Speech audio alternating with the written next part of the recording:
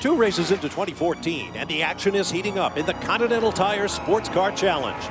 The season kicked off in the Sunshine State, on the high banks of Daytona International Speedway, and the rough pavement of legendary Sebring International Raceway. Race 3 beckons from the far side of North America in the Golden State, Mazda Raceway Laguna Seca in Monterey, California, where 50-plus cars and their drivers will navigate the famous corkscrew downhill. It's time to go racing on Fox Sports.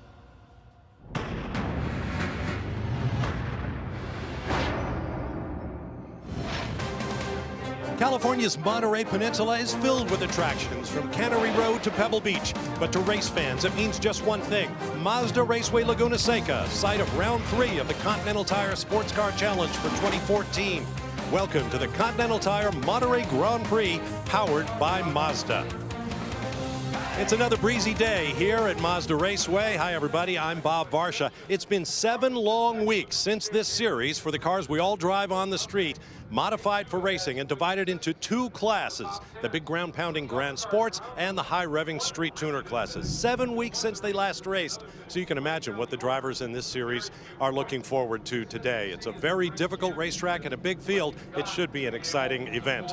Now, with me to bring it to you, a couple of guys who have a lot of laps around this racetrack over the years, Calvin Fish and Dorsey Schrader. Calvin, when we last saw these cars at Sebring International in Florida, we talked about what a great training ground it is for young drivers looking for a pro sports car career, and we could find no better example of that than what we saw in qualifying for this race. Absolutely, Bob. Young Trent Hinman at the moment is making quite the statement. Grabbed his 3rd pole position here yesterday in the last 4 events dating back to the Limerick finale last year. Now, he and his teammate John Edwards lead the championship on the back of 2 runner-up finishes, and it's only a matter of time before they get that first win. But in the ST class, what a shock, what a nice surprise. Young Elliott Skier on his debut grabbed the pole by a substantial margin. Maybe not a big surprise because he's shown a lot of speed in other series, and he's got that Mazda underneath him. They've finished 1-2 here in the last 3 years consecutively, going for 4 in a row. But Dorsey, speed is one thing in qualifying, executing a race, another deal here at Mazda Raceway Laguna Seca. Well, 2 big things they have to fight today. The racetrack itself. This racetrack's infield is known for lack of grip. It's very, very slippery.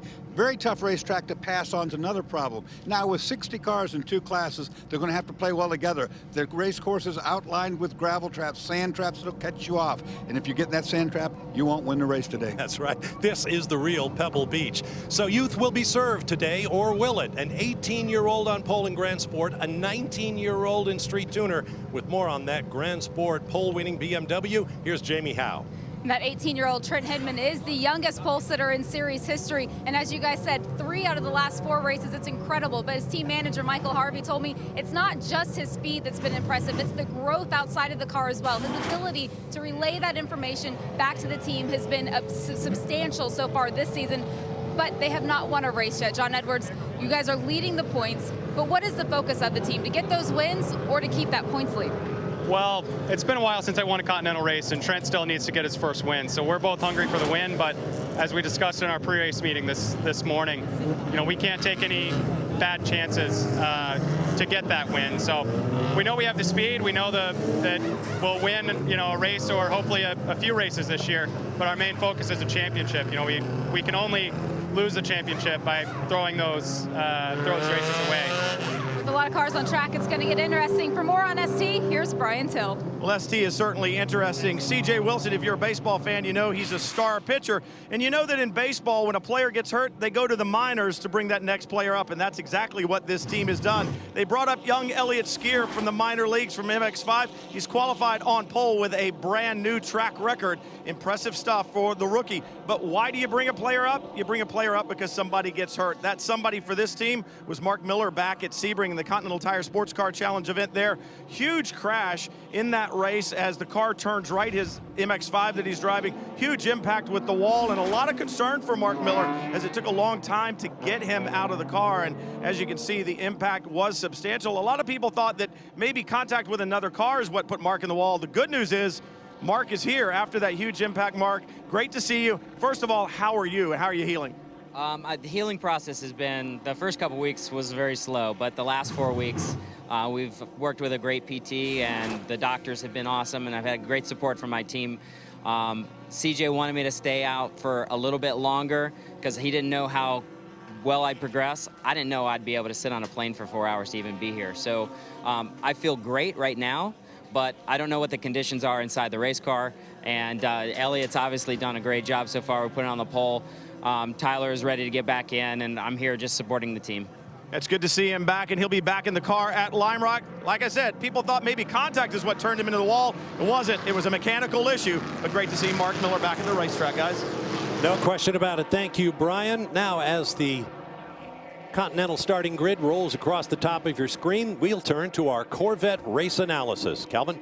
Well, we talk about the corkscrew. It's an iconic corner. It's very tricky indeed. It's slow, but it can catch you out. It caught out Eric Curran last year. He's trying to rebound. He starts second here today. Stay off the beach. A lot of sand traps here. That will ruin your day. Zoom, zoom, zoom, zoom. ST class. Mazda's line up 1 through 4 on the grid. Now, today is Military Day here at Mazda Raceway. Active duty and military veterans are all welcomed free to the racetrack with hospitality to make it a memorable weekend for them. They even have a car to pull for in the race. One of the drivers in that car is a brother in arms. With more on that story, once again, here's Jamie Howe. On May 22nd, 2011, Marine Staff Sergeant Liam Dwyer was hit by a homemade bomb while on active duty in Afghanistan. He immediately lost his left leg from the knee down. He woke up a couple weeks later in Bethesda, Maryland, and began the extensive process of rehabilitation and surgery. In September of 2011, he stood for the first time. That October, he forced himself back behind the wheel of the car. You fast forward to today, Liam makes his race debut. He has a provisional license from IMSA. He has a specially designed prosthetic that's attached to the clutch pedal, but he also has the full support of his entire team, Freedom Autosport, his co-driver Tom Long, everyone at Mazda, and especially everyone in the paddock today. We've all had a chance to speak with Staff Sergeant Dwyer. He is a very special individual indeed, and he will start the number 27 Mazda MX-5 right there. Yeah, that Mazda's been so impressive, as we mentioned already. Finished 1-2 with Freedom Autosport the last 3 years in a row. And one of the drivers joked in the drivers meeting this morning, maybe they need their own separate class when we come to Mazda Raceway Laguna Seca, because it's like they have the speed between the ST and the GS machines. There's a view from the Mazda 6, the pace car, as the field begins to form up 2 by 2. Good look back right there as an elevation change. One of the runs down to turn 10 now. And it shows you a really good shot at how hilly this area of the country really is. Pace car pulls off. The cars have to get on the front straightaway, and then there's an acceleration zone. They can't go before that. On restarts, it will happen right here at the apex. They have to wait for these cones on the right side of the road. Temperature about 65 degrees, high overcast. It should be a pretty easy day to go racing for these drivers, except for the challenge of this racetrack and the traffic. The green flag waves in the hands of Angela Ashlock. Here with the daughter, Callie, representing fallen soldier Sergeant Wayne Ashlock. They are Gold Star family, are the Ashlocks, and we're glad to have them here. We're underway. Current takes it in really deep. So we've got carnage here. 3 cars at least in the gravel trap. That's what I was talking about around this racetrack. Turn 1, it's not really a turn, it's a curve, but when you got everyone together, it can catch people out. I think there must have been some contact there. They come over the crest of the hill at the start-finish line. Very tricky racetrack, as it's very, very wide at the beginning, and it narrows down. That brings out the first full course caution before turn 1. Going back to what you said at the top of the show, Dorsey, about keeping it off the beach. Yeah, it's so easy here to get pushed out. And when you do, these gravel traps, of course, designed to trap the cars so they don't hit barriers, did their job. Unfortunately, this is the way this race runs a lot of times. They'll have to get a record now to pull these guys out. The cars aren't damaged. There's nothing wrong with the cars. They'll be fine, but they need to get extricated out of that gravel. A lot of talking over the radio going on. That's the Rebel Rock team. They have 2 cars in both the GS and ST classes. We'll take a break and return and see if they're down to 1 car in GS when we return to Mazda Raceway Laguna Seca in California. Stay with us. We'll be right back.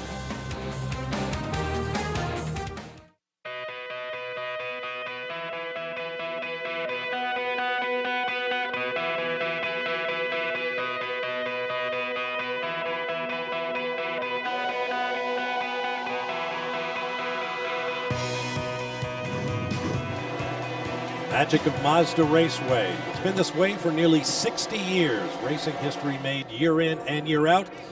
After long yellow to start the race, we are green once again, and race leader Eric Curran in his Camaro takes the point. And Espinal got the jump there on Trent Hinman, so the pole sitters dropped from first to third, just taking it easy here on these opening laps. It's a bit disruptive when you have that wreck at the start like that, and the first guys got through clean. Of course, it was behind them, but it's hard to get any kind of rhythm, so this is just like starting from fresh, only this time single file. On board with Andrew Davis in another of the Camaros. This is the Stevenson Z28. Coming off that victory at Sebring in round 2 with he and Robin Liddell, and since that time the Camaros have had a performance balancing weight increase of 100 pounds, which that is pretty significant. That's a big bump in weight, so they really got to wait and see how that affects the leading Camaro and the one that sits in 4th place right now on the longer runs, Dorsey. The tire degradation may be a factor with that extra weight today. Yeah, and that 4th place car, Andy Lally, had a look there at the entrance of turn 5, was thinking about making a move and thought better of it. And look at this, Espinal getting aggressive. Very aggressive, just left enough room. I don't think they rub it. Boy, was that close. Here comes Hinman. He's going to try and take advantage as Espinal is all over the curbs there. He's going to pull double duty. He's going to jump out of this GS car and jump in an SD car a little bit later in this show. Busy day. Chevy Camaro Z28R versus Aston Martin versus BMW with the front in Gran Sport. Hinman looks to the inside in turn 11. Doesn't get it done. And Lally behind him putting pressure on. Actually, that's not Lally, that's Billy Johnson. Andrew Davis, let's try that one. Sorry. They're shuffling around in the back here. The Aston Martin's also got a little bit of a break too, a little bit less weight this weekend, and also got more RPM, so that's starting to show here in the early laps with currently running in the 2nd spot. That Mark's still looking for their first win in this category. Even with these street stock cars, with this infield surface being so slippery, watch the cars start to dance around. They'll start sliding around these corners as you lose traction mid-corner. How competitive does this feel? Look at Nick Longy in the Run Bum machine. They're the defending champions of the series. They currently run in 14th, and Nick said after qualifying, the car feels really good. He just said the field is really stout this year. More from the pit lane with Jamie. Andrew Baxter got that number 12 into pit lane after the full course caution came out. The crew went to work. They did the full service change. It was bouncing up and down pit lane. They put 4 tires back on it. However, then they noticed the fluid that was leaking out of the front. They believe it was power steering fluid. No matter what it was, their day is done. They have pushed back behind the wall. Brian Till? They're having a bad day, but the 0-1 having a great day right now in the hands of Eric Kern. I talked to Lawson Aschenbach just a little while ago. They've started 2nd and 4th in the other 2 rounds so far this season. They haven't had a finish inside the top 10. They've had some bad luck and then a crash at Sebring. They feel like they are owed a good finish, and Eric Kern certainly feels like he is owed a good finish. Remember the brake failure he had here last year, guys, up at the corkscrew? That was a big hit. They're looking for better things this year from Mazda Raceway Laguna Seca. That was an absolutely spectacular incident, Brian. Let's show it to you now. A year ago at the top of the corkscrew, very fast corner entry. Brake failure, watch, this is a terrifying run right now. No brakes, hits that barrier, was very fortunate the car didn't get airborne, didn't get into the fence.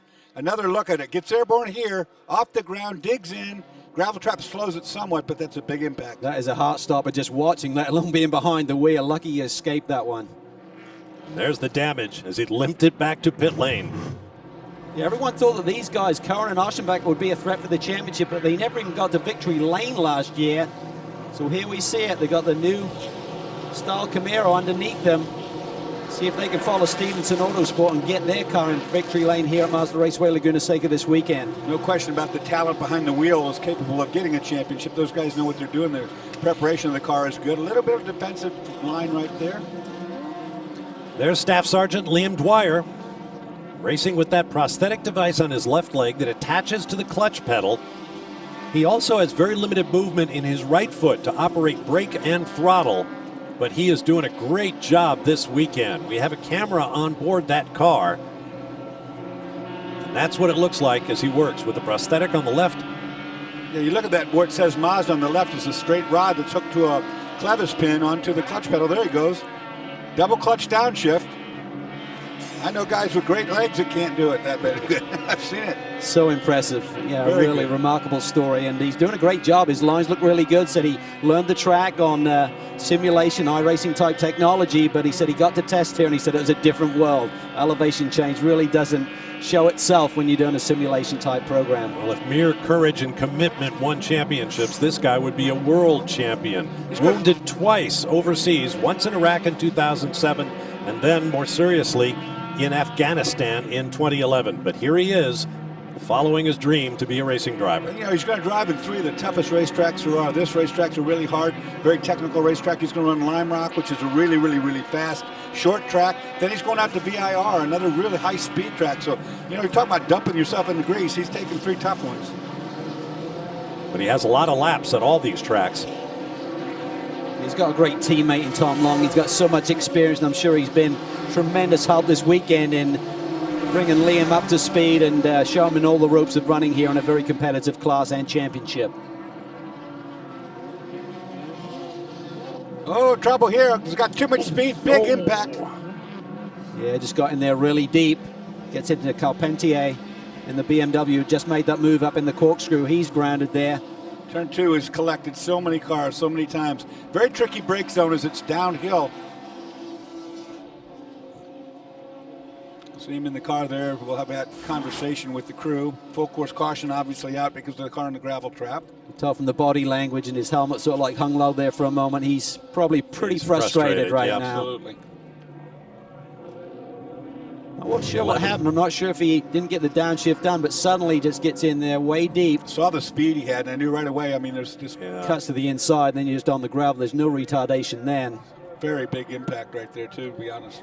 Bit of debris on the track there left behind. That'll need to be swept away.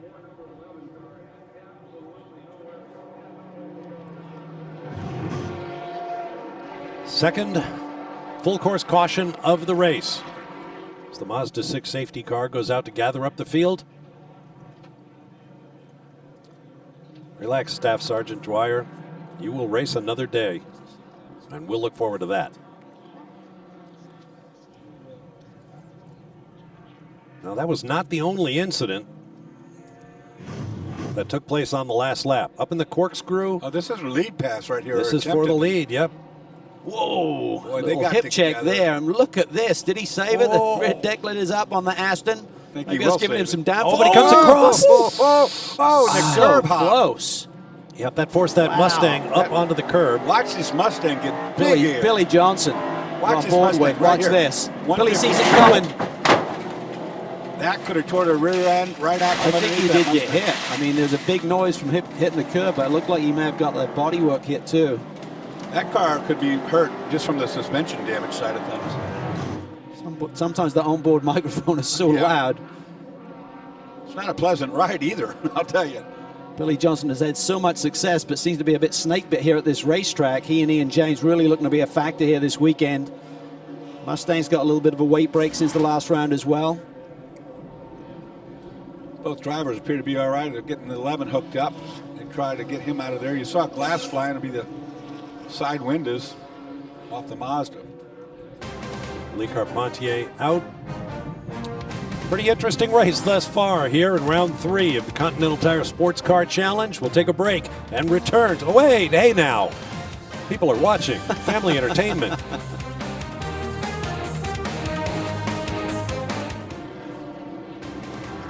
Welcome back to Mazda Raceway Laguna Seca. Bob Barsha, Calvin Fish, Dorsey Schrader with you. Jamie Howe and Brian Till are in the pit lane as we continue with round 3. Still under our second full course caution.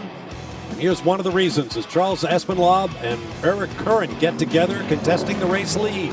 Yeah, Charles had a run on him around the outside. I don't think Eric knew he was there. Look how close that was. Billy Johnson launches his Mustang up and over the curb. Here we see on board from Andrew Davis. Look up ahead. Eric Curran just tries to ease over to take his normal line. I don't think he realized Espenlaub was to his flank there. And listen to this. I thought they'd hit, but there's no damage to the right side of that Mustang, so that's just the audio from the onboard, all curb. Amazing that car didn't have more damage. Now, this was the problem suffered by Staff Sergeant Liam Dwyer that brought out the full course caution. Collision. And now watch his feet on the foot cam. What's the clutch here? I thought he wasn't in gear. Well, he had the clutch all the way down. It's essentially the same thing, Dorsey. You don't get the engine retardation. You're not going to slow down as well. I think that may have been the culprit. That's been cleaned up, so it's time to go racing. And here we go. Eric Curran leading Trent Hinman, the pole sitter in the BMW. Then Andrew Davis in the first of the Camaro Z28Rs. This is where that wreck happens. Very, very tricky braking zone. You go over the brow of that hill, front end of the race car goes down, you get on the brakes, and it biases that front end. Another great driver, great young driver, Max Riddle, in the number 07 Aston Martin Vantage. A lot of bumping right here between that Corvette and the Mustang. The 9 and the 158, these guys are banging off each other. Watch them. Look at this. This is Andy Lally and Billy Johnson going at it side by side here through turn 4. They have rubbed about 3 times in that last 2 corners. This is for 6th. Headed to turn 5. Johnson looks to the inside. There's not much room down there if you try and thread that needle. Up ahead, Ashley Freiberg's having another great run here. Full line blue and white BMW. Look at this. Billy Johnson gets the launch. Yeah, and Billy's really aggressive. He's working on one of the best, Andy Lally there. He's frustrated. He lost a couple of positions there with that moment by Espenlaub, so he's trying to recover that ground. And he wants a win. This boy's used to winning. I said he'd been snake bit here at Mazda Raceway Laguna Seca. He did take a win here in the ST class, but in the GS class, hasn't had a good run of it. Here's the dive through the corkscrew, the equivalent of a 10-story building from the top of the hill down here into turn 9. It's a fun part of the racetrack to drive, but I always thought in the back of my mind right here I was going to have a big wreck sooner or later. To the pit lane and Brian Till. Chris Wilson standing by watching Max Riddle, his teammate, in the Aston Martin out there. And Chris, you're really doing double duty when you think about it. You and I were talking the other day. You're almost as old as I am. Not quite. Nobody's near that old. But for your position right now, you've got to be a race car driver and a coach, a mentor for young Max Riddle. He's doing a great job. How difficult is that a job for you to focus on 2 different jobs at the same time? Yeah, I mean, Max is doing an awesome job. He was one of my students here at Skip Barber at Laguna years ago, ran a bunch of the Mazda stuff. Now he's moved into the Aston, and obviously he's doing a great job.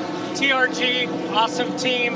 You know, it's a great combination, and I'm having a great time with him. Strength of the Aston Martin around here is what? I'm sorry, one more time. The strength of the Aston Martin around here is what? Well, we got a little bit of a break coming into this race. Some of the other cars might have some more horsepower, but we got the handling here, so it's a perfect track for us. And after all, it is an Aston Martin. It's very good looking on the racetrack, Jamie. Well, also standing by, Shelby Blackstock, his co-driver Ashley Freiberg, running 5th at the moment. A strong race so far for you. You're going to run 9 races this season. Your team says you've already grown in the first 3. What have you learned so far? Oh, just overall maturity through the 3 years I've been in the Continental Tire SportsCar Challenge. It's been amazing couple of years, the last 2 seasons with the Roush and then finally with the following BMWs. It's just great to have a final year just being around good drivers such as John Edwards, Trent Hinman, who I've raced with all my career, and Ashley was also been with me the whole career, and it's just been a good time growing as an overall driver and being able to be out with all the big pros. We talk about how competitive this series is, especially in the GS category. What's your focus when you get in for the final stint of the race? To win, obviously, the big part of it is just go out and win and stay out of trouble. It's a lot of cautions. We barely got through 30 minutes with 2 big cautions, so just go out there and keep the car clean and go for the win. All right, this duo won the first race at Daytona, looking for win number 2 today. Another terrific young driver in this series. Shelby Blackstock is really busy jumping from sports cars to open-wheeled cars and back. Yeah, and he's doing a great job by doing that. I mean, I think it's really great to see him have the ability in 2 very different race cars, though. It seems like whatever he jumps in, he's competitive. He's trying to really hone his talents by running different types of race cars. That's kind of the old school. That's what guys used to do in the old days. I like the training format. You know, he's got a real lightweight single-seat car where you have to learn that discipline. And then he's got this heavier stock-bodied car that you have to learn a whole different way of driving. You don't do the same things to both those cars. So he's getting the most experience, I would say, for what little time he's been behind the wheel. He's done a great job. Chris Wilson mentioned a slight break to the Aston Martins this weekend. They lost 75 pounds in weight and added 100 RPM in the engine bay, trying to be a little bit more competitive with their competition. Here's a look at Chad McCumbee in the number 5 in the street tuner class. Chad is always a force to be reckoned with, one of these Mazdas. He's very, very fast in this car. We became impressed with him last year, Calvin. We saw a couple of runs that got our attention anyway. young man can drive a race car, and he's very familiar with this category. Yeah, he's got around our young pole sitter, Elliott Skier. So they're currently running 1-2. That's the CJ Wilson 1-2, and they got the Freedom Autosport of Randy Pope sitting there in third. So this is really a track that just seems to suit these cars. The gear ratios, the handling. I mean, there's just been so dominant. They are literally like in another class. It's amazing. It's horses for courses. I mean, there's certain race cars that seem to do really well. The fact that Mazda runs this racetrack, and it's Mazda Infineon, you know, that's our Mazda Raceway Laguna. That has nothing to do with it. This is coincidental, but still. Mazda MX-5, nearly 900,000 of those cars sold and raced every weekend, as the advertising slogan goes. There's the number 56, Justin Pichotella, in the street tuner class. Started at the back after qualifying 8th, and now working their way forward. Well, the reason they had to start from the back was he didn't do any seat time here this weekend. Jeff Mosing, who's leading the championship with Eric Foss, who normally share this car, has had a back issue. It cropped up about a week ago. He got in the car yesterday, and he just really couldn't move. Went to an acupuncturist last night, didn't really get any relief, and just said, I can't start the car today. So really, Justin was drafted in. They had to go up to the stewards this morning, get a special release to get Justin in the car, because he hadn't done any laps in this race car, and he's doing a great job to be drafted in. He's now trying to help out Eric Foss in getting some championship points here today. It's a well-prepared car, no doubt about it, but you know things are bad if you go to an acupuncturist, because I would have to be nearly dead before you drive one of those. Spoken like a true racer. Great mechanical diversity in this series. 7 different marks in the Gran Sport class, 6 in street tuner. We've got a long way to go here at Mazda Raceway Laguna Seca in round 3 of the championship. There are your top 3 in each of our classes. Stay with us. Back at Mazda Raceway Laguna Seca in round 3 of the Continental Tire SportsCar Challenge. The Monterey Grand Prix powered by Mazda. Here's a look from the Mazda 6 safety car with its Skyactiv G 2.5-liter engine and all the racing goodies. Here's a look at the racetrack. Dorsey?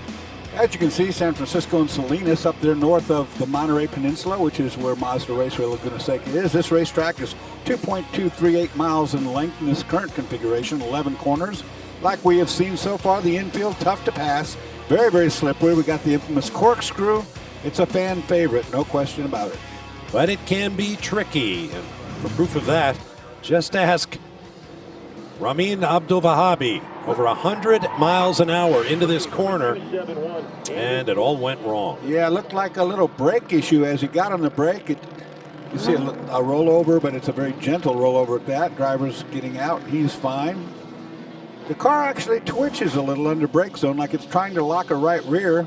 He releases brake pressure and gets it straightened out. He adds brake pressure, it does it again. And he ultimately, Calvin, runs out of road. Yeah, and he may have been struggling to get the downshift done as well. So everything has to be matched there when you get into those brake zones. After our 3rd full course caution, we are ready to go racing once again. More than 49 minutes into this race, and that has important implications for drive time and championship point scoring. But we are back underway. Eric Curran leading Trent Hinman and Ashley Freiberg. Some of these drivers have already played their strategy cards. Stevenson Autosport were in pit lane doing some driver changes there. So Mike Johnson again trying to be ahead of the curve here a little bit in terms of getting those driver changes done under caution. Here we see Billy Johnson again looking aggressive here, this time on Ashley Freiberg. Billy really drives hard. I mean, no doubt about it. He's the one who went across that curb. You can expect him on every restart to put his nose in there and to really try to shake up the opposition. Super talented kid, and with Roush Racing moving away from the series to a format that only has a single driver, really shut the door for him continuing with that group, but found a good home here. Here we see Nick Lott. It's actually now Matt Plum behind the wheel of the Run Bum machine, making a big move there down into turn 5. Gives a wave too to the Mustang driver. Thanks, no problem there. He was coming. Billy's made it a little bit easier for me. Billy Johnson's been doing driver training with some of the NASCAR stars, the Ford guys, and trying to help them out as they get ready for a road course coming up in their near future. That was 10th place. Look here, look at here. He's thinking. Plum looks to the inside. Obviously, Gilvardi has made their driver change and got that first pit stop done. Used to be 30 minutes, now 45, and I think it's just a question of trying to make sure that a lot of the guys get their fair share of the driving duties, and some of these guys who are paying the bills literally want to make sure that they get enough seat time. Curran now opening a bit of a gap over Hinman. Boy, and that's what you want around here. Just take that pressure off from behind and start running clean laps. There's a lot of pressure back behind, you know, these group of second group of cars are going to be running real hard. Ashley Freiberg able to motor away just that little bit from Billy Johnson. Jake Buford there sitting in 5th, so the Multimatic cars currently running 4th and 5th right now. Then Brad Yeager. Nissans have looked particularly good here this weekend, topped a couple of the timesheets. Yes, they have. Lighter weight car should be good on the longer runs. That's what they're hoping for. Tim Bell there, they didn't play some strategy. Remember, he looked like he got involved in that initial start incident. Well, you start looking at the side of this, a lot of these cars have had a rough way to go so far. You know, there's not very many clean body panels, and they all started clean this morning. Here again, Plum up the inside, another position. And every time you see that puff of dust, that means somebody's putting a wheel off, and that means the dust is getting on the racetrack. Excuse me. Yeah, and that's going to change the grip component. Yeah, this racetrack is uncannily, the infield slippery. Oh, a skirmish stack up there. Yeah, that could have been Bell worse. in the middle of that one in the 28 machine. It's already got a little bit of front end damage from that earlier incident. That same thing, Bob, you're talking about. Every time somebody does that, it just makes it worse for the guys behind. Man. Outside pass here, maybe. He's trying. Tim Bell's already been in action here today at the Lamborghini race a little bit earlier this morning, so he's in tune with the racetrack. Keep in mind, there is an hour and 37 minutes roughly to go in this race, and these folks are going side by side, door to door, especially in that breathtaking corkscrew turn. Let's go to the pit lane and Brian Till. Bob, at the beginning of the show, we talked about young Elliott Skier getting called up to the major, so to speak. Elliott, when you get that call, obviously this is where you want to be, but how much pressure do you feel coming into this team? It's a team you know well, but pressure situation.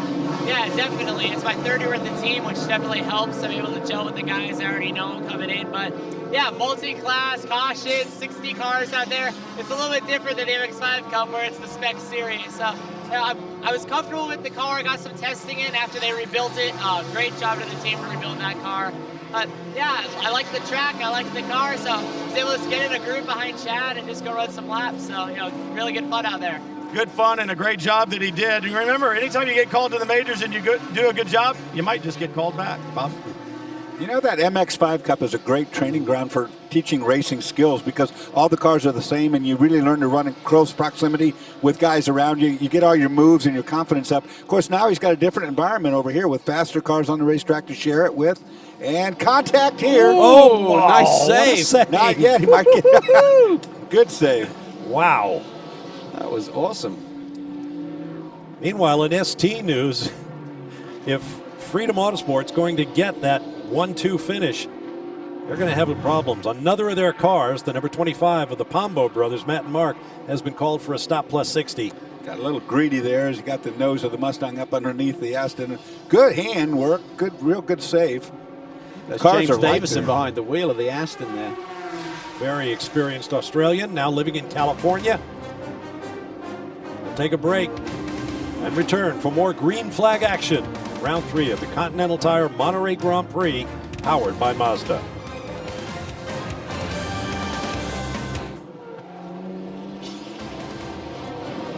Back at Mazda Raceway Laguna Seca and the Continental Tire Monterey Grand Prix, powered by Mazda. We've had a lead change. There's our pole sitter for the Gran Sport class, Trent Hinman, the 18-year-old Floridian in that fall line BMW. Let's show you how he made the pass on Eric Curran. Here we see down into turn 5, just uses the braking potential of that BMW perfectly. And I think he's run a very savvy race. We talk about him being young. Well, I think what he's let Eric Curran do is use the tires up a little bit on that Camaro, and now it's go time. What he'll try and do now is build a bit of a buffer so when he makes his pit stop and turns it over to John Edwards, the team can execute a nice clean pit stop and maybe keep control of this race. And look at the gap he's already opened over the Camaro. Yeah, I think you're exactly on the money right there, Calvin. He sat back there and just rode for a while. This guy has a lot of maturity. He's got a lot of speed too, but he's got a lot of maturity behind the wheel. It was a setup, and once he got clear, he's now decided to open that gap and is doing so. He's a fit young man. I saw him in the gym the other day. I wasn't working out. I just got lost and bumped into him. But no, he was in there working out early on Thursday morning, and very psyched to be here. I mean, they're leading the championship. They want that first win together and come so close. I mean, they had that incident at the end of Sebring, and then John Edwards is battling with Billy Oberlin for track position at Daytona. Went went wide down in turn 1, so they feel they should have had a win already, but it hasn't come their way. But they've got a nice, healthy points lead on the back of 2 strong runner-up finishes. Let's get down to the pit lane where Jamie is standing by with Charles Espenlaub. Charles Espenlaub already out of the number 99, but guys, he's had actually 30 minutes to rest in between getting into the number 88. Charles, car's leading the ST class right now. What's going to be important to stay up there? I hope so. You know, Miles is doing a great job. Rebel Rock, they've been working hard. The automatic guys worked hard on their car. I'm glad I got to fill in. I hope Steve feels better. You know, he's a normal driver in 99, so hopefully he's feeling better. And, you know, we're looking good. We'll see where we can get to at the end. The Mazda Raceway, the Mazdas are looking strong. You've already had one exciting moment in this race. What happened with Curtin? We tried to share the same real estate. I'll have to have a little talk with him a little later. I don't know if he didn't know I was there or I don't, you know, we'll see. That'll have to come later. You have another race to race. Absolutely. Thank you. Well, problems right now for the car that he's supposed to jump into. He may not see action in that car today. It's basically run out of juice of some kind, Dorsey. Yeah, the car slowed on its own, and driver knew something was wrong, pulled off driver's left to get out of the traffic way. You see it sitting there. It's like it's shut down. Something hanging underneath the car. Yeah, that could be exhaust. I was looking at that too. It slowed on its own as it came off the corner. There's something hanging down, Bob. You're right. I don't know if that's exhaust or it's even relative to what made it stop here on course. And no, your ears did not deceive you. Charles Espenlaub was the guy who took that wild ride in the Aston Martin earlier on. He was jumping from the GS car into the 87 ST car in relief of another driver. He's pretty cool about that incident, Bob, because, I mean, he and Eric have run together for a long time in many different series, and he said, I'll have a chat with him, and I think he's spot on. I don't think Eric expected him to get the run on him and be on his flank like that, and Eric was just kind of moving over to the right to set up for the rainy curve there, and they just touched. We got a full course caution coming out to go pick up that push. I agree with you, Calvin.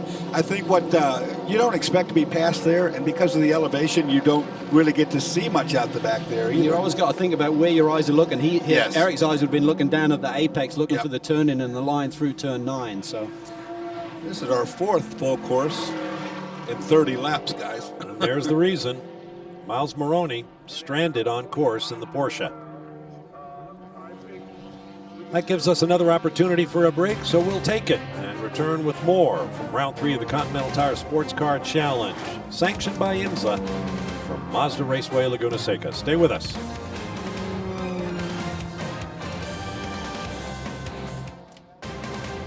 Back at Mazda Raceway Laguna Seca and the Continental Tire SportsCar Challenge. Time to get you up to speed. We had some pit stops while we were away. Check out the action. There's Robin Liddell in the Stevenson Camaro. Note the splatter of fluid all over the right side of the picture. And our leader was in Trent Hinman, I believe I'm correct in saying this is the 3rd race this year that he's brought the car in the pit lane with the lead. Turns it over to John Edwards. 4-line boys doing a great job here, executing the pit stop to perfection. And right behind them, the sister car also had a good stop. They currently sit 6th and 7th on the road, but the cars in front of them don't have much fuel on board. Nicely done, clean. Watch this though. Whoops. Because our camera guy is there. He didn't want to run him over. Should point out Robin Liddell had an extra long stop in the Camaro as well. And here's the reason. They needed to get in there and fix a bolt that had fallen out of the shift linkage. Yeah, Robin was having a hard time. Real close proximity in there. It's very hot. Everything down there is 180 degrees. See mechanics with those gloves on. Doesn't give you a lot of feel for feeling those nuts and bolts. So the 0-1 also make a pit stop. Lawson Oschenbach now behind the wheel of that blue machine. Brian?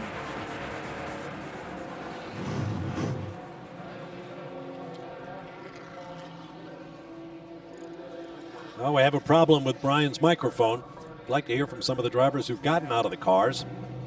As you might expect, Continental Tire is the official tire of the Continental Tire SportsCar Challenge. And those tires are about to be put back to use. Right now, let's go to the pit lane and Jamie Howe.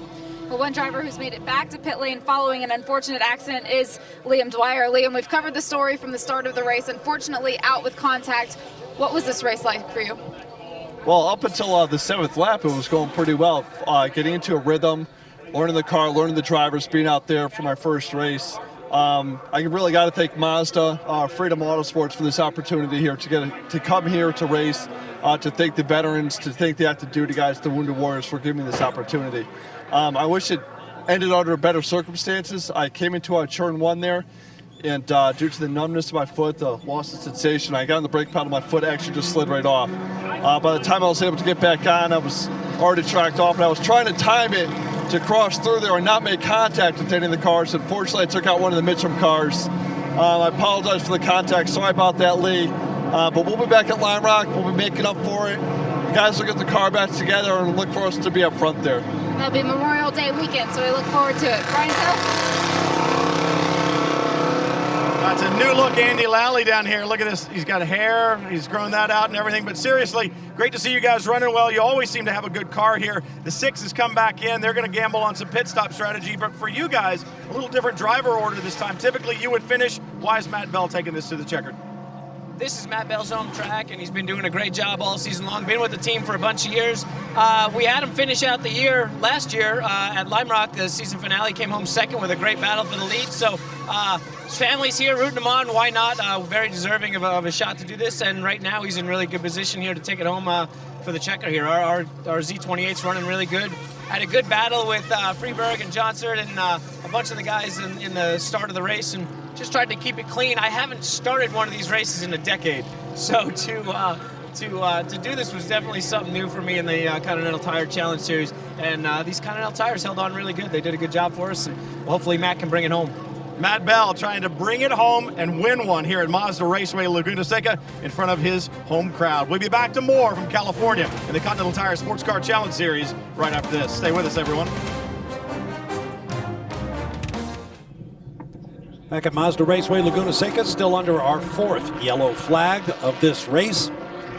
Hopefully we will be going green shortly. In fact, the Mazda 6 safety car pulls off, and Matt Plum, using typically canny, rum bum, Porsche, Gran Sport pit strategy, has worked his way to the front of the field. He leads Nick Galanti, Matt Bell, and Mark Wilkins.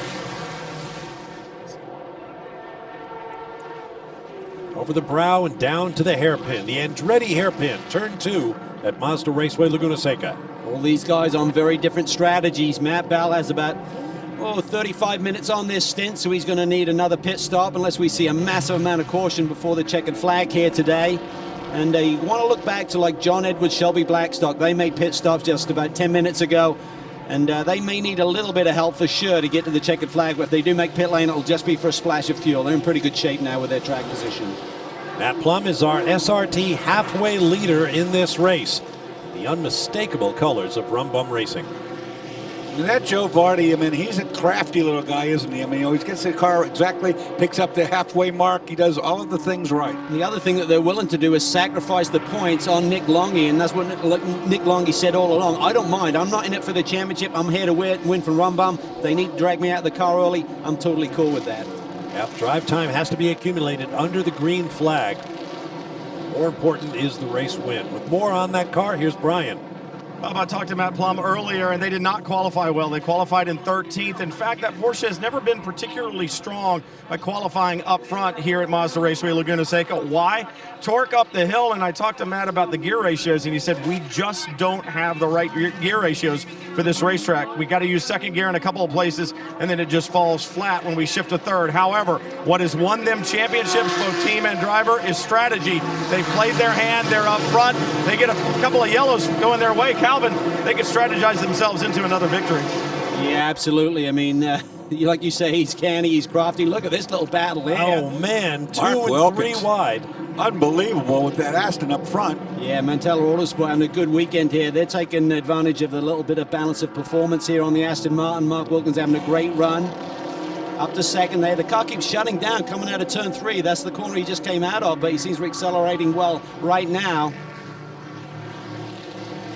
I love to say it. This is an angry little group here that we're looking at. Chris Wilson right in the middle of this mix as well in that dark black Aston Martin. John Edwards just trying to slice his way through nice and clean. He's got around Matt Bell there. They're good buddies off the racetrack and playing nice together right now on the track as well. I mean, look at the lineup. Mustang, Camaro, Aston Martin, BMW, Nissan. Look at Edwards. He gets the launch there off of turn 6, Bob. He's got it. He's got the inside of the Mustang down into the brake zone for the corkscrew. And what really messes you up is you lose not one position, but you can use a lot. He gets turned a little bit. That was a good save by the Mustang. That was. Nick Gallant doing a great job there. He isn't intimidated by the group that he's around right now. Nice job. He had to do that, Calvin, because if he had left that nose open or left that hole open, it would have been 2 or 3 positions instead of 1 he lost. Shelby Blackstock there in that blue and white 4-line BMW. He's trying to come through the pack. Oh, look at that. Big move to the inside. That's tight. Maybe Shelby can take advantage here and just get a little bit earlier on the power coming off of turn 11. And it's the drive off the corner. If you pinch that thing down, get on the throttle, spin the tires for a second.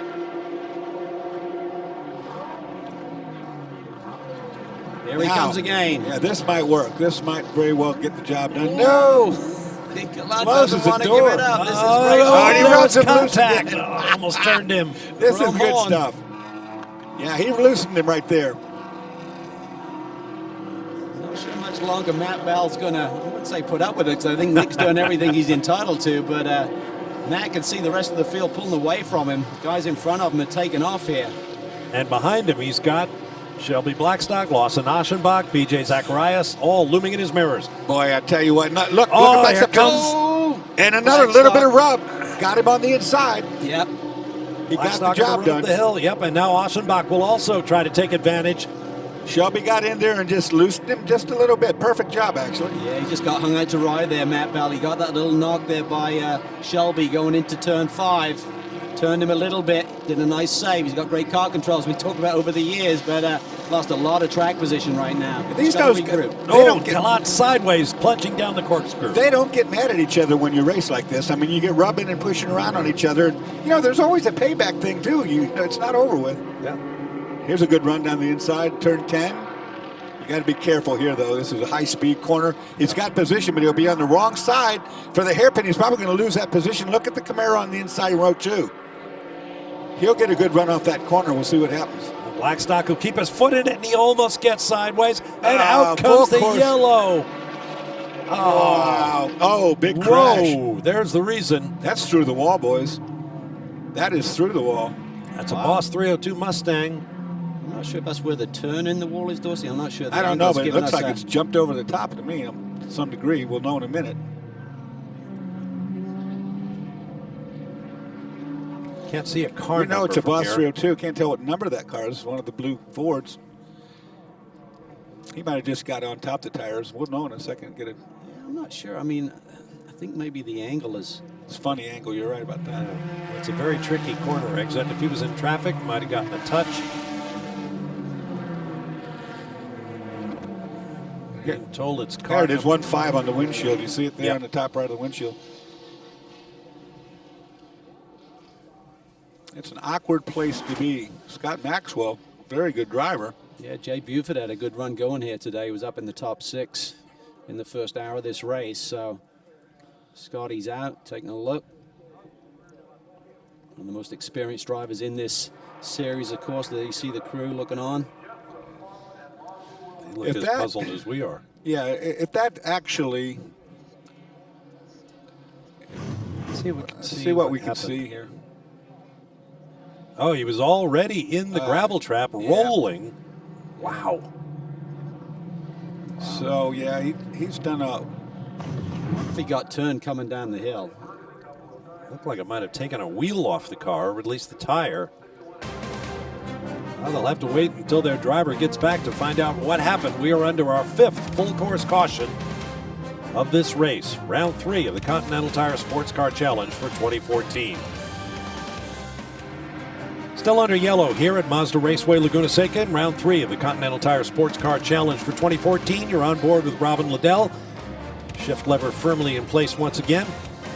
While we're under caution, let's take a look at a race recap. Get you up to speed on everything thus far. Very early in the race, leader Eric Curran apparently didn't see Charles Espenlaub, who took this wild ride in his Aston Martin. A little bit of argy-bargy, and watch this. Billy Johnson, evasive action all over the curb there. Narrow escape. Better look at it up front there. You see, there's the push off the outside of the racetrack. And watch this ride. Listen. Oh, that's hard under suspension. And apparently no damage, which is amazing. Yeah, they continue to run good with Ian James. This is Liam Dwyer there. You see the clutch stays down. His foot slips off the pedal. Heavy impact with that BMW down in turn 1. As Lee Carpentier out of the race. Brake problems here is my guess, as this car twitches under braking, then comes off and does a slow roll. You'll see it right here, trips itself up on the tire wall and does once over. Wound up on its roof, but driver Ramin Abdelwahabi was not hurt. A little curious maybe, but not hurt. This is a great save here by James Davison. He gets touched there a little bit into that brake zone by Gallant and continues on his way. Davison has the fastest lap of the race right now. Problems here for Miles Maroney, who's sharing the car with Charles Espinlav, the aforementioned, doing double duty this weekend.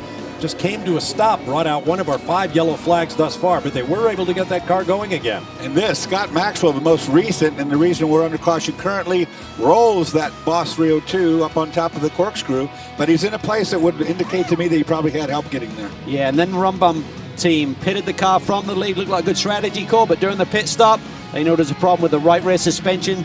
They've sent him back out. They're going to bring him back in, trying to just keep the car on the lead lap and get an effective repair on that Porsche. Kind of suspension damage, long pit stop. They went back out. We expect them back in the pits, we are told, for more work as of yet. Well, what they did was they analyzed what the problem was. They couldn't fix it in time not to lose a lap, so they sent the car back out. They'll get all the tools and the pieces and have a go of it. There are the leaders in class, John Edwards in the BMW in Gran Sport, the overall race leader, and Tyler McQuarrie, who has taken over the number 3 ST Mazda MX-5 from CJ Wilson Racing. That's a familiar name to baseball fans, the all-star pitcher for the Los Angeles Angels of Anaheim. He is also a huge car guy and race team owner. Earlier this weekend, CJ was here at the track, and our Jamie Howe sat down with him. CJ, when we last spoke to you in 2012, you just launched the team. Now fast forward 2 years later, how pleased are you with the way the team has unfolded? Well, last year was a really big step for us, especially. We got our first race win, we got our second race win, we had a bunch of podiums. The first year, it felt like we were praying to come to Mazda Raceway because we knew that the car would handle well here. It's, after all, it's named after Mazda, and we're a Mazda team. So we felt like we had kind of an advantage. But, you know, this year we had really high expectations stepping into it. So we really expect to have good results every race and compete for the championship. And we've, I think, taken big strides towards that. You also said in the past that you needed to play a couple years out of your contract. So now it's been a couple of years, you've played a few games. When can we expect to see you in a car? Well, it's a difficult thing because, you know, we're trying to win the championship and we're trying to finish as high as we can. And since I would literally only be able to drive maybe a Daytona or something, it wouldn't make sense for me to steal points away from our drivers. But I still get out and drive whenever I can, but it's generally in the off season.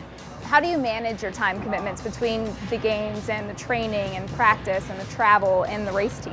The biggest thing, like time management, is a skill that you learn when you're, I guess, coming back from injuries especially. And the biggest thing is you just have to trust your people and know that they're doing a good job.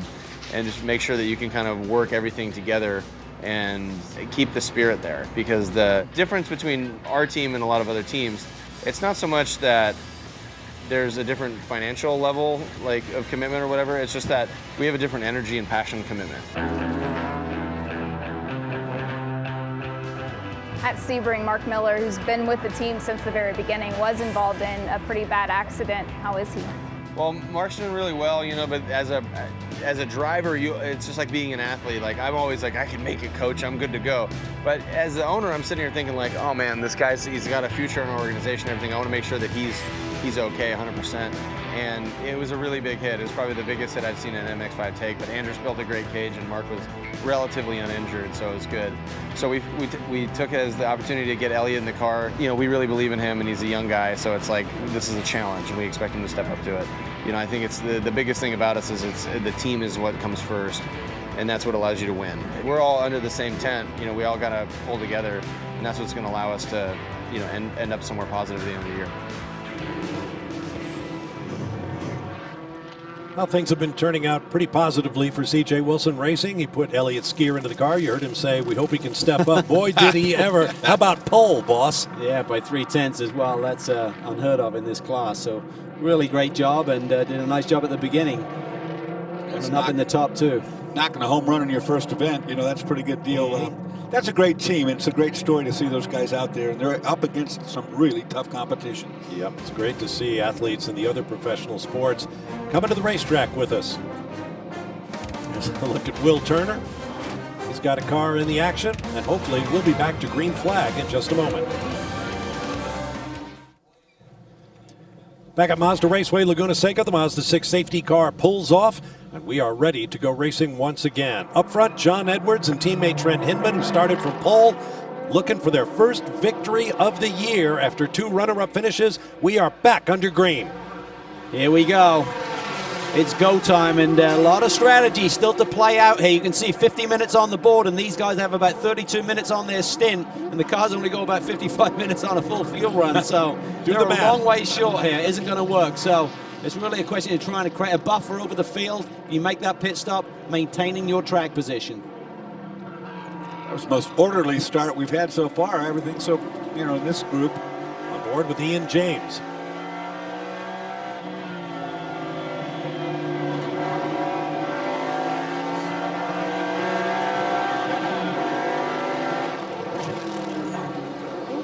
His way forward in that Boss 302 Mustang. We saw Will Turner sitting in the Turner Motorsports pits before the break. There's his car, the 97. It's under heavy contact right now too. I think the 78 Mustang. Tom Kimber-Smith now behind the wheel, taking over from Michael Marcel. They're up in the top 10, having a good run here today. Only one Turner Motorsport car this weekend. Paul Dallalana, Bill Oberlin, previous champions. We're not seeing them in action here today. Headed to the corkscrew and that long 10-story plunge down to turn 9. As you watch it, here's Brian Till in the pits.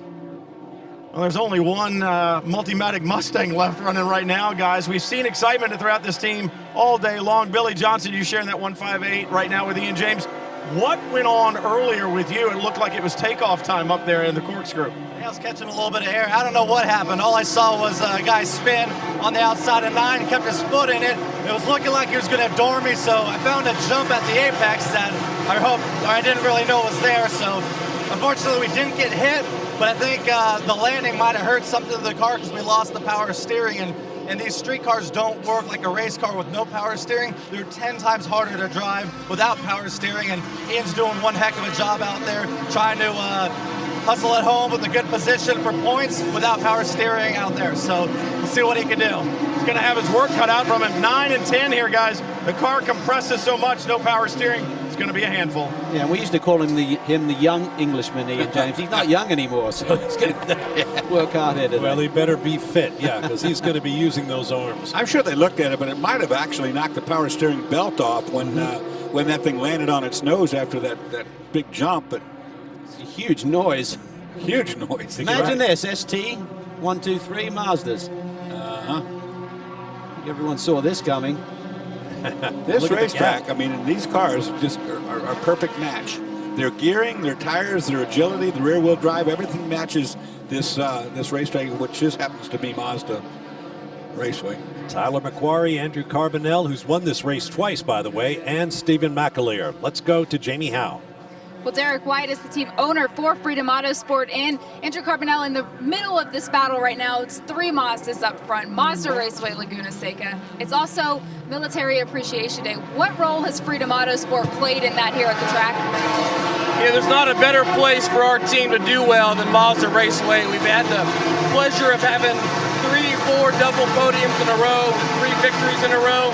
But bigger than all of that is having the opportunity to say thanks to the military, having the chance to say thank you to all the folks that wake up every morning. 0.5% of our population puts on a uniform every day to protect what we do, and we can't say enough to thank them. The opportunity that Mazda's provided us at Mazda Raceway to have Sergeant Liam in the car is just an amazing deal. The race didn't go as well as he wanted to, but he's an awesome guy. For someone to have left part of himself elsewhere, like so many do, to protect us is something we can never say thank you enough. And with Andrew in the 26, he's won here before. He's up against some great drivers and some other Mazdas, but I think he can bring that Mazda home to victory.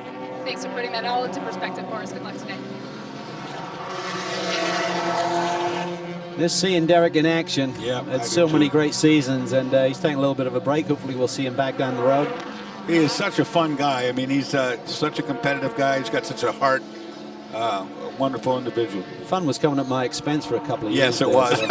I enjoyed it. So did Lee. Well, look at the gap that McQuarrie, Carbonell, and McAleer opening up over the 4th place BMW of Greg LaFouche. There comes the rest of the field. Wow. Like they said in the drivers' meeting, Bob, they're in a separate class here. They are. And that's what we're seeing on the racetrack right now. Let's get more on the class leader with Brian. Checked in with Mark Miller on the progress of the 3. Obviously, that car went from pole to leading here, but he said, right now, we need about 1 more minute of yellow, and we went back to green just about the time he said it. So the question is, will they have enough fuel in the tank of that number 3 Mazda MX-5 to get to the checkered flag? Obviously, they've got the speed, but they're going to need a little go juice in the tank to make sure it happens. Yeah, and they've got about 2.5 minutes more on this run than Carbonell right behind them. So have to wait and see how that plays out. And 45 minutes just under left. So that's a long stretch for these ST cars. Looking a little bit further back, the 5th place car of Seth Thomas has made up 14 spots. Whoa, a little touch there. A man on the move. I would say so. Seth, a great driver. Obviously, after the pit stop, so forth, he is now on the march forward. Came so close to that championship a few years ago, had that problem in the final round of the championship, just a heartbreaker because they were leading going in and didn't quite close the deal, and went over to the GS class and come back to ST. This is the battle for the lead. Carbonell looking for a way by, and look at Stephen McAleer. Gets a great run on him on the run up to 6. Now, considering what we know about the fuel needs of these cars to the finish, are you surprised they're mixing it up like this and using more fuel than they need to? I don't think that they can save that much in that particular venue. I think that running at the speed that they're running, they're good. They're in the 3-car draft. These guys will beat up on each other a little bit, though. I mean, there's no orders which one of these Mazdas to win. I think McAleer, if anyone's going to be saving fuel, baby McAleer, he can just roll out of the power a little bit, going into some of these brake zones, and then use the draft to catch back up again. But they're within a lap, and with 43 minutes, we've seen a lot of safety periods here today. They're probably banking on that, but certainly the guys on the pit will be looking at the numbers and trying to relay that information to their drivers to try and save just a little bit. They're really close. Here comes the pursuing pack. Oh, too wide through turn 11. Doesn't often work. It did that time. Another break coming up. Then back to Mazda Raceway Laguna Seca for more Continental Tire Sports Car Challenge action. Back at Mazda Raceway Laguna Seca, there is race leader John Edwards, who took over that fall line BMW in first place from his teammate Trent Hinman, who had put it on pole. And they have led through Edwards' stint over Lawson Ossenbach in second, right there in the blue 01 Camaro Z28R. And then Dane Cameron, who's made up a lot of places. Yeah, he just got around Shelby Blackstock for that 3rd position, so that Nissan is performing well on these longer runs. New strategy nicely to stay on the lead lap early. Here's a look at the battle in ST. 1 little 2 little 3 little MX-5s. Andrew Carbonell making the move on Tyler McQuarrie here. And McQuarrie would make a move of his own shortly after that. And Stephen McAleer watching it all from a very close 3rd position in class. There's an indecision there. Awesome battle. This is great stuff. You see Andrew just drop some wheels there coming off of turn 2. And then a little bit later, I got you back. Takes the position back, same corner. That will be an interesting finish among those 3 drivers who have not been more than a car length apart for about the last 10 laps. Moments ago, James Davison in the black Aston Martin Vantage took for the 7th position, trying to get by Ian James. Just used all of the road there and hadn't cleared Ian, so he'd had the fastest lap of the race to this point and still hold it. In fact, watch there from the onboard, you can see he just sort of like tries to use all of the road, hadn't cleared Ian. Contact, turns him, and then Empringham gets around Ian for position. And now we have a full course caution again, and the reason for that we'll show you here is the 32 making impact on the outside of turn 6, headed up the hill. And this is going to be very interesting. 52 minutes on the stint right now for the leaders. So a lot of that was caution. There's 30 minutes left in this race. So what are the 4-line team going to do? And what are the rest going to do? Follow them. Brian Chill can tell you about that area, guys. That's right. He's been there. He's claimed a lot of cars. Once you get off the track there, it's a very high-speed corner. It's banked in your favor, but as soon as the front tires leave the surface, it's over with. There's Kurt Resitano up into the tire wall. 6th full course caution. Busy extraction crews down there in In turn number 6, there's some of the active duty military on hand here on Military Day at Mazda Raceway Laguna Seca. Welcome, one and all. Let's go to Brian Till. Standing here with Brad Jaeger, who sharing the car with BJ Zacharias, that number 14 Nissan out there.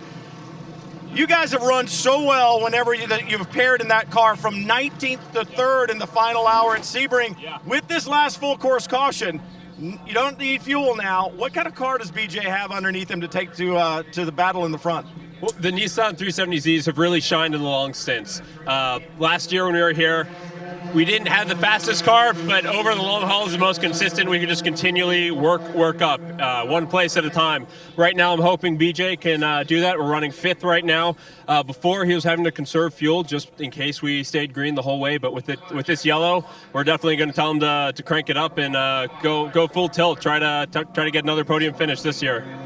This full course caution not only good for Brad, BJ, and this whole Doran team. The 0-1 from CKS Racing with Lawson Aschenbach behind the wheel of that Camaro. It's good news for him too. They needed a yellow. They should be good to go to the end. It's going to be a battle. Jamie, what do you hear on your end?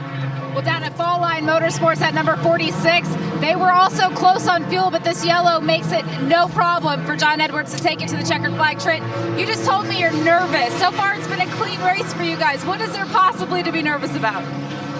Well, you know, it's a long race. It's definitely a difficult one for sure. You know, I just tried to do the best job I could and keep the nose clean and try to keep the car up front.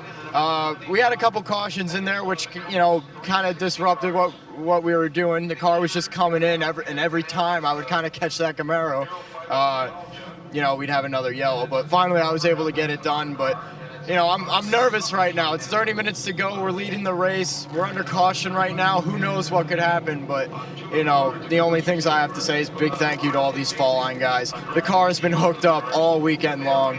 Big thanks to our partners, Trimtech, Sirocco and Ozimo, Atlas Acon, and DFL. You know, without those guys, we wouldn't even be here right now. But, you know, we'll just wait and see. I'm shaking a little bit, but I'm really hoping we can get it done. So looking for their first win are the points leaders, Trent Hindman and John Edwards. I think the reason they're nervous, they've come so close in the first 2 rounds of this championship and seen it go away in the last 5 minutes or so. So John's going to feel some heat here, I think, from Aschenbach, because I think this yellow will really help the Camaro in terms of cooling those tires down, giving Aschen another charge to the front maybe. Getting that car on pole was a big relief for Trent Hindman. He did not have a good practice in preparation for this race. He was feeling the pressure. All part of the training of a young professional racing driver. We'll find out shortly if they'll get that first win today.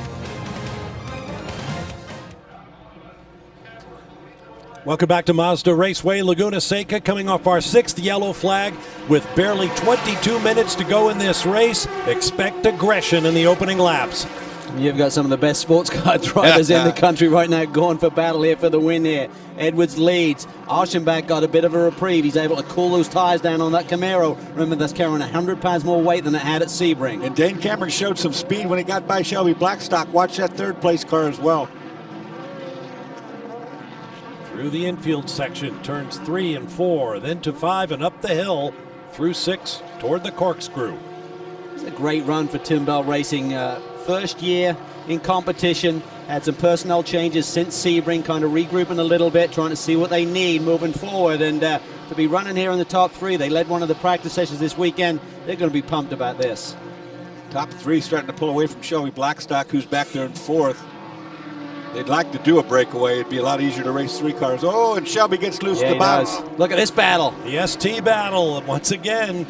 Macquarie and look Carbonell. at McAleer. In front line, new leader. Yeah, I thought he was just hounding them. I'm not sure if traffic was a factor there on this restart, but boy, oh boy, Stephen McAleer, he has got a lot of talent as well. Saw him come to the front here last year in this series. So great running. Can he hang on for his first win last year? Yeah, that was right. cool. Circuit of the Americas in Austin, Texas.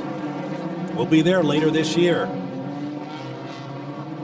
Now we talked about them, Brian talked about them being a little bit shy on fuel. This yellow will have helped them out as well. So we believe, of course we don't know the exact numbers, but we just know the stint lengths. We believe the ST leaders and these GS cars should be good on fuel now, but it's still going to be tight. These guys have done it. They've got a 3-car breakaway now. BMW really strong into that brake zone. See the Camaro coming, but John is just able to lean on that brake pedal just a sniff later than Lawson behind him. Looks like the Nissan lacks top speed, but it's got good handling through that infield area, right where we're at right now. And it's lighter weight too, Dorsey, so I think as the stint goes on, it's going to come to the front a little bit. Look at this, nice. Carbonell looking at the Outside. outside of Stephen McAleer. McAleer runs wide in the middle of the apex. Defensive line.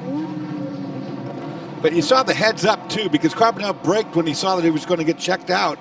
Now here comes traffic. Yeah, you got to This could time play this. into it. Yeah, this could really play into this.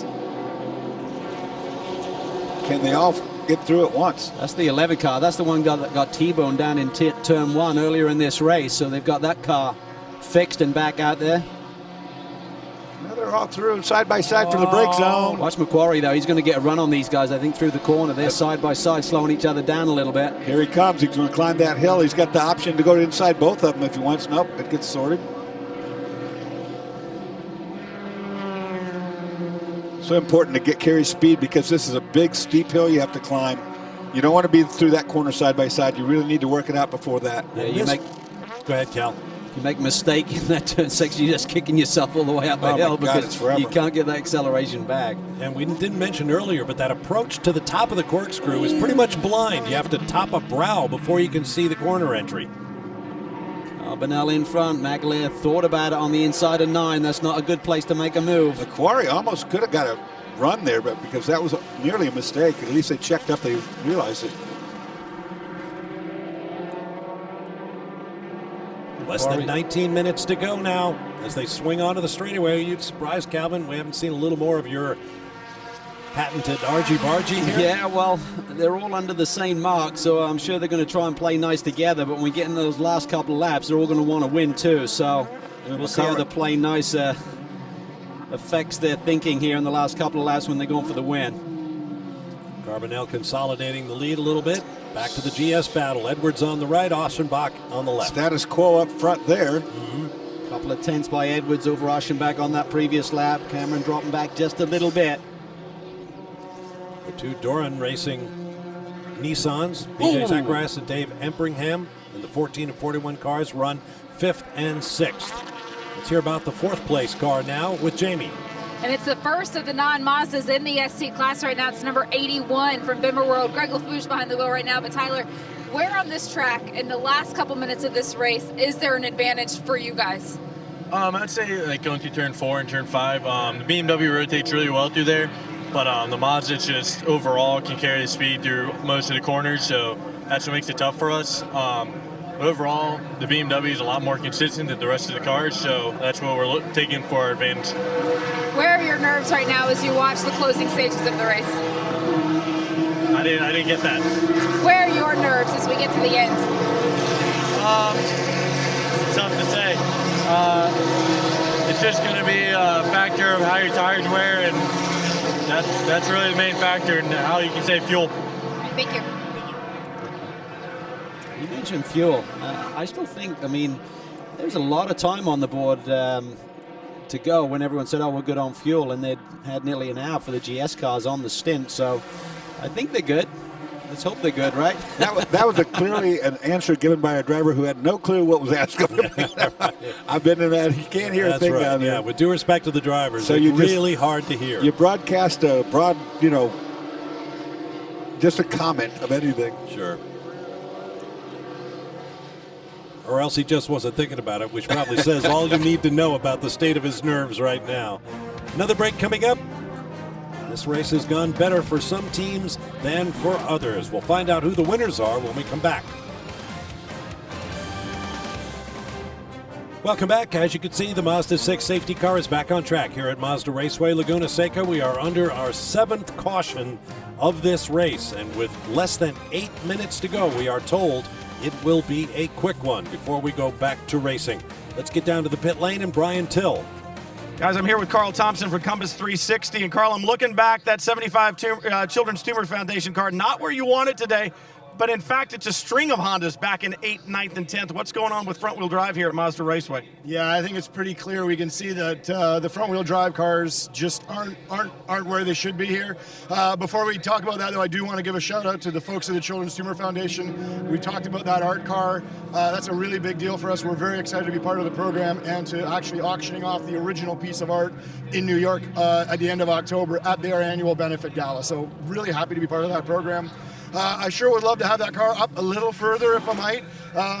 The front-wheel drive cars we're in a bad spot. We're all putting down a lot of power now, and we're burning off our tires. So maybe the series like to give us a little assistance in that regard, and because hey, it's for the kids. They're looking for a little bigger front tire, perhaps. Yeah, and don't you love the way he sold that? Let's check in with Jamie. Down at Tim Bell Racing. Tim Bell, a little bit of nerve right now. You guys are running third. It's the third race for you guys in the series. Dane's doing a great job, but he's going to be running on fumes as we get close to this checkered flag. What has the team said to him to conserve?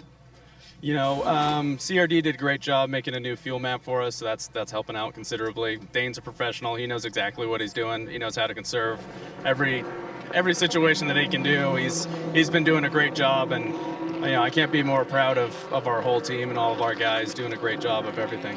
The smile on your face says it all. Lots of changes coming in today, but so far it's paying off. Thank you. And just as the clock goes to 6 minutes remaining, we are ready for the green flag, and it waves. John Edwards, Lawson Aschenbach, Dane Cameron, BJ Zacharias, and Shelby Blackstock, the top 5. Well, we said some of these guys may be tight on fuel, and if they were tight before, certainly this yellow is helping them out, but certainly the Nissan was using a lot more fuel at Daytona and at Sebring. They've done some work on the mapping to get a better hit. We see a great battle here. Shelby Blackstock going head-to-head there with Chris Wilson. Aston Martin's coming to the front here a little bit. See Wilkins in the background also having a charge through the field as well. Gave Chris Wilson just enough room to get the pass done. Clean driving. Someone sideways there. That could be Wilkins. Two cars in the wall. That could be Wilkins. And that could be caution, too. It will be for the black car. He'd gone around Robin Liddell just before the caution, and there might have been some rubbing there as they headed into turn 3. I think Robin's got maybe a wounded car, or is he just trying to get the dirt off his tires? This one's definitely stuck, so it wouldn't surprise me. Not a good spot there. No, it's a terrible spot there. Right in the target zone for the break. Nothing yet. Edwards had so much success here, won here in 2011, 2012, second last year, but they'll be thinking about the fact they haven't had a win this year. Let's take a look here. That's Ian James to the inside. Liddell tries to go through as well. Wilkins closed the door a little bit. It's not enough room. Not near enough room. Liddell able to clear the gravel trap, drive on the more hard-packed earth. Yep, the Mustang looks a little squirrely, and by then Wilkins and Liddell are locked up. Yeah, Robin tried to follow Ian through the gap there, and Mark was trying to close it a little bit, and just not enough room. We remain green. Green, yeah, they're not called a full course yellow, even though the car is in the target zone. Maybe they can get some corner workers to get it out of there, push it. And I'd like to see this. I mean, there's been so many cautions this year. I mean, obviously there's a dangerous situation. Just make sure the drivers slow down in that sector of the racetrack and have the technology to evaluate that and really penalize the guys if they don't. Absolutely. I mean, it's a local yellow, which means no passing. It doesn't mean that you can't race, but you cannot pass there. And you need to slow down, too. You should slow down. This is the ST battle. Carbonell still leads Backleer and Macquarie. Fortunately, they have one of the Camaros behind him. If it gets in between, it's going to mess it up. Here's your GS battle. Zacharias having a run. 2 Nissans going at it. Here comes Chris Wilson. He gets a run. Cameron doesn't know who to block first there as they make the run up the hill. Block everybody, Cameron. So Wilson moves up to 4th in the Aston Martin. Dane was thinking, hey, there's a Nissan. Oh, boy, where'd that Aston come from? Surprisingly, didn't slow them up too badly up the hill. They got it worked out in time. Keep in mind, Chris Wilson has done a zillion laps around this place. He's taught other drivers how to race it. Maybe he didn't teach them exactly everything he knows. Well, that's right. Confidence on a track like this is so important. Edwards got a nice little buffer here now with just under 3 minutes to go. This is the ST battle. Look at this one. Carbonell looks comfortable up front, similar to the GS lead right now. Carbonell out front of this ST battle. 1, 2, 3 Mazda still. That longer lead, though, that always made me nervous because it allows the second group of cars to get a run at you, and they can come with a head of steam, and there's more than one of them back there to get you. Back to the GS battle. I tell you what, Tim Bell Racing will be thrilled to be running here in the top 3 at the end of this race, but there's such a big difference between a podium finish, Dorsey, and finishing 4th. So if they can hang on here, this is really a game changer. And once again, remember that 28 car was involved in that first lap collision down toward the hairpin. The car wasn't substantially damaged. 2 other cars basically disabled in the accident, but here they are in 3rd place with a shot. And these guys are racing to the 1 to go. The white flag will be out when they get there next time by, so not much time to make, magic happen. Dane Cameron's trying to save fuel. He can't afford to right now because he's got a hornet's nest right behind him. Yeah, he's not thinking fuel at all. There's that blind brow.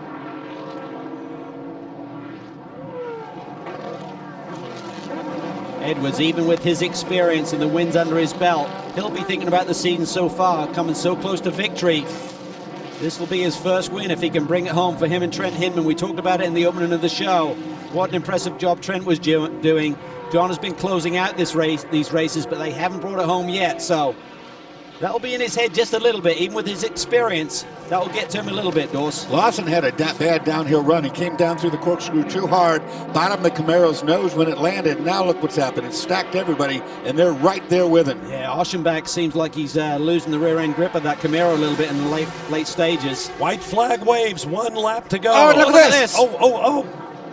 Big move there by Chris Wilson down into the brake zone. Man, I don't know if they touched or not, but that is one. That was a very gutsy move. Oh, look at that. Cameron's trying to get alongside him to try and hold that position. And he's got it. He's got it so That far. was so important. He just had to squeeze on the power and just get that track position, which he did at just past apex. Wilson spun the wheels a little bit, coming off that corner. Back to the ST battle. Carbonell by himself. He's good. Now you see this is McQuarrie and McAleer battling over 2nd place. Teammates for CJ Wilson. And you saw they gave each other respect there. He could have forced the issue, but those are team cars. They did not come together. It's a 12-race season. This is race number 3, so there's a lot of running to go the rest of the year. No sense throwing the car away, trying to make up 1 position. I tell you what, it's a sensational run by Carbonell to stretch the lead in ST with cars very similar right behind you. That's a great job by that young man. Wow, that Chris Wilson move, I'm just getting my breath back from that.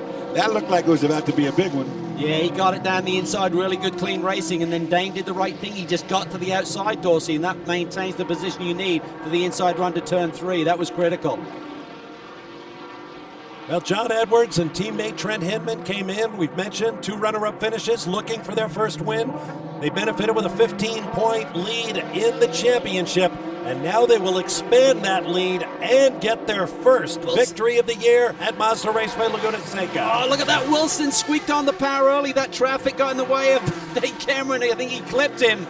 That cost him some acceleration. Oh, look at this wild ride. Off his McAleer, and that will give McQuarrie an advantage, but nobody will catch Andrew Carbonell, who will pick up his 6th career victory here at Mazda Raceway Laguna Seca. And the 4th win for that team. That's right. Freedom Autosport on Military Day, supporting the military, and they pick up the ST class win.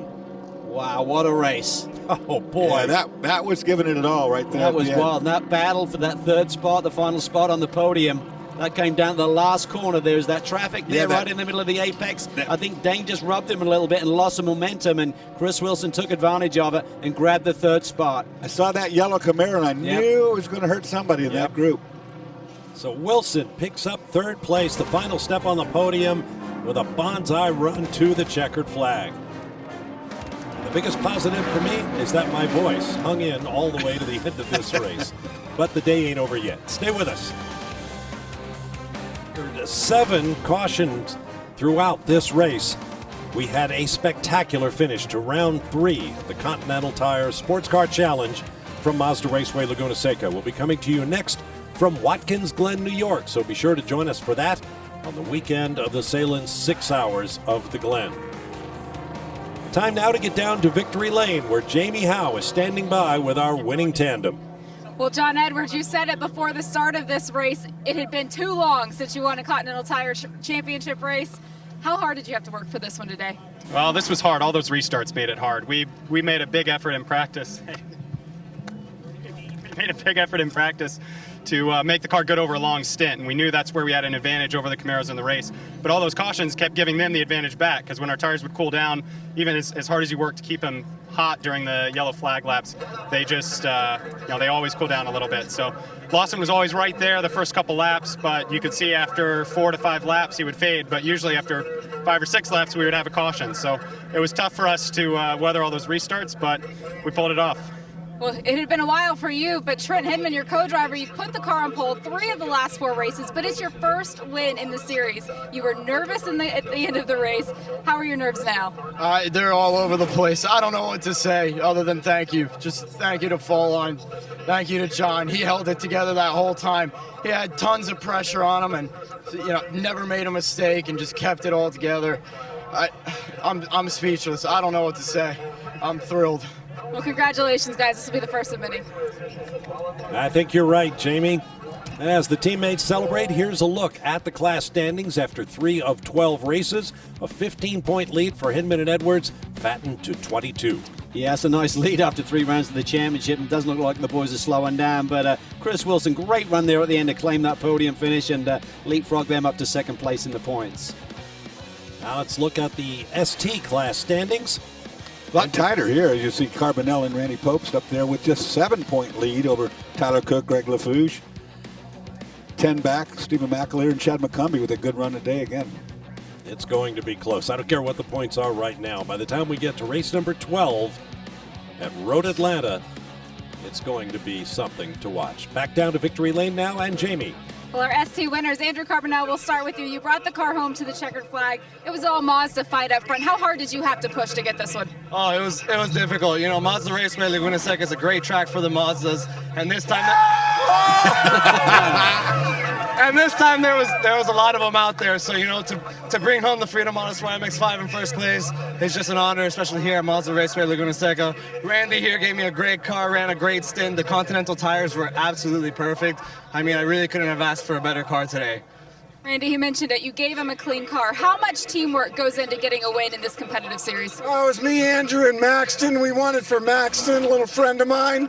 And I just did my part, driving easy, handed over a car where Andrew could show he is amazing. 3 strong Mazda Miata MX-5s, duking it out at Mazda Raceway Laguna Seca. And Freedom Autosport comes through on the backs of this kid right here. He's amazing. Congratulations. Brian Hill? Well, congratulations for Eric Kern and Lawson Aschenbach, too. It took 3 races, but you guys finally got to the podium. And I know, Lawson, at the end, you came over and you were saying to Eric, I was just holding on there at the end. Were you out of everything? Oh, yeah. We were out of brakes, tires, everything. I mean, I got to say, first off, hats off to the series, IMSA and Continental Tire. I mean, they put on a great show for us. They make the cars pretty equal, but the last 100 pounds they just added to us after Sebring really took its toll here. So I was hanging on for dear life. Dane drove a great race behind me, and obviously John did a good job winning the race, but I just didn't have anything for him. So we'll take second. It's like a win to us. Our team Chevy, CTSC, Autosport, Camaro was fast. The Z28 is just such a bad-looking car. I call it the Beast, actually, but we love it. We enjoy it. We're still learning a little bit about it, but we'll take it, and we're happy. Well, he says hats off to the series because they do a great job, and you think about how difficult it is to equalize cars on a playing field like that Z28 Camaro with this Aston Martin. And Chris Wilson, what a fantastic finish. I can't even say it. There was no quit in you at all. You waited to the end, but you put it on the podium. Yeah, I mean, obviously the BOP really helped us out this weekend, and some old guys still can do it, but I just have to thank TRG. My teammate Max did an awesome job. Max is really coming along. I mean, he's the future, as a lot of these young guys, but it's fun. All these guys have been my students in the past, and I get to race with them. I think maybe I've taught them a little too much, but it's all great. The Aston, TRG, awesome job. Congratulations on a great finish, Bob. Well done. Great finish indeed by Chris Wilson. Here was a move down in the hairpin. Yeah, this is the one where Cameron was able to retaliate and maintain position. That was that last corner, turn 11 on the final lap of the race, with the dash to the checkered flag is where Wilson got it done. I think that traffic played a factor in that result there, Dawes. This is never disappointing, guys. Continental Tire Sports Car Racing, this is always good racing no matter what track we take it to. I mean, this is going to go on like this throughout the entire year, and we always hold our breaths a little bit because these guys put it on the line. They put on a hell of a show. Next time we see these cars will be at Watkins Glen International on the long course. And a show coming your way July 6th at 10 a.m., and they'll be spectacular there as well. Absolutely. I mean, it's great to see so many different cars running at the front of this pack. You look at the lead trio NGS, you got the BMWs, the Z28 looking strong, coming off a win at Sebring, of course, then the Aston Martin, getting that little break. I mean, a few more revs, a little less weight. That's enough to be a game changer, Dorsey, at this level. The playing field is so equal. You give guys just to tweak it a little bit, suddenly they're in with a hunt for the win. And long course at the Glen, if you're a sports car racer, you got to go to that. I mean, that is just an awesome race. Congratulations to all of our winners today. 8th class victory for Randy Popst, 5th for Andrew Carbonell, 6th for John Edwards, and that all-important 1st career win in the Continental Tire Sports Car Challenge for Trent Hinman. Glad to have you with us. Great to be a part of a day saluting our military here at Mazda Raceway Laguna Seca. We'll look forward to seeing you next time at Watkins Glen International. Until then, for our team, Calvin Fish, Dorsey Schrader, Brian Till, and Jamie Howe, I'm Bob Barsha. So long for now from Mazda Raceway Laguna Seca in Monterey, California.